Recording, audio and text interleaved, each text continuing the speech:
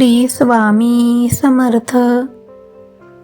श्री गुरुचरित्र हा ग्रंथ म्हणजे दत्तभक्तांसाठी साक्षात चैतन्याचा स्रोत आहे.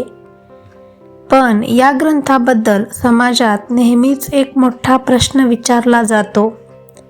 तो म्हणजे स्त्रियांनी गुरुचरित्र का वाचू नये. अनेक जण याला जुनाट विचार मानतात, पण यामागे अत्यंत खोल आध्यात्मिक आणि शास्त्रीय कारणे दडलेली आहेत. आजच्या या व्हिडिओमध्ये आपण गुरुचरित्रातील 35व्या अध्यायाचा आधार घेऊन कच देवयानीच्या कथेमार्फत या नियमामागचे खरे सत्य उलगडणार आहोत. या कथेचा आणि स्त्रियांनी गुरुचरित्र का वाचू नये या प्रश्नाचा काय संबंध आहे हे जाणून घेऊया. कथा सुरू होते देव आणि दानवांच्या महायुद्धापासून. दैत्यांचे गुरु शुक्राचार्य यांच्याकडे संजीवनी विद्या होती. या विद्येच्या जोरावर ते युद्धात पडलेल्या मृत राक्षसांना पुन्हा जिवंत करत असत. ही विद्या म्हणजे निसर्गाच्या नियमांना आव्हान देणारी एक प्रचंड मोठी शक्ती होती. परंतु या विद्येचा एक गुप्त नियम होता. हा मंत्र अत्यंत पवित्र आणि गुप्त राखणे आवश्यक होते. असं म्हटलं जातं की जर हा मंत्र पूर्ण शक्तीने 3 वेळा मोठ्याने उच्चारला गेला तर त्यातील दैवी ऊर्जेचे विसर्जन होते आणि मंत्राची सिद्धी क्षीण होते.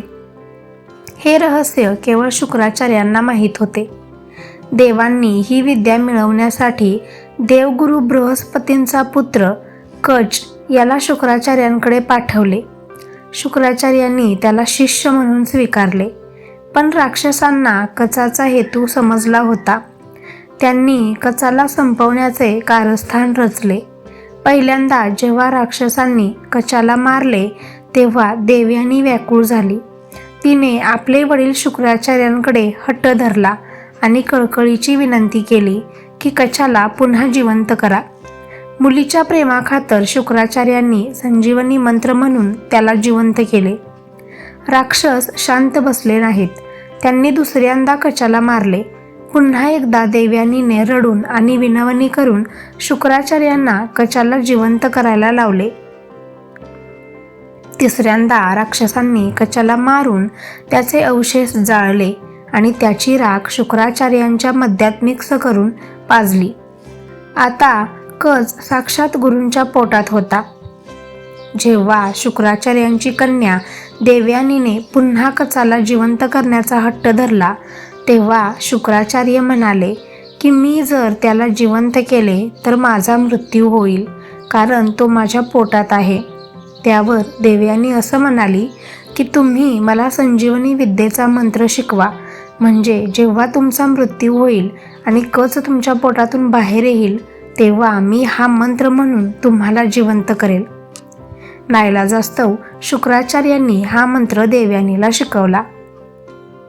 जेव्हा शुक्राचार्य देवयानीला हा मंत्र शिकवत होते तेव्हाच कच याने हा मंत्र ऐकला आणि कच जिवंत झाला.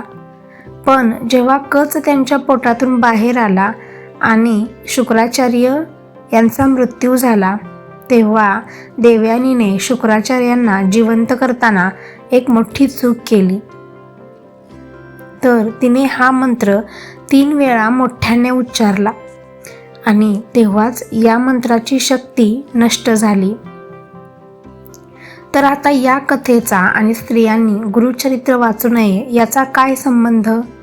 तर गुरुचरित्रामध्ये असे असंख्य मंत्र आहेत ज्याची शक्ती अपार आहे आणि अशा शक्तीचा नाश होऊ नये यामुळेच स्त्रियांनी गुरुचरित्र वाचू नये. पण आता इथे एक प्रश्न उपस्थित होतो, नेमकं कोणतं गुरुचरित्र वाचू नये? तर जे मुख्य संस्कृत भाषेत आहे ते गुरुचरित्र स्त्रियांनी वाचू नये. स्त्रियांनी वाचण्यास हरकत नसलेला ग्रंथ आहे गुरुचरित्र कथासार.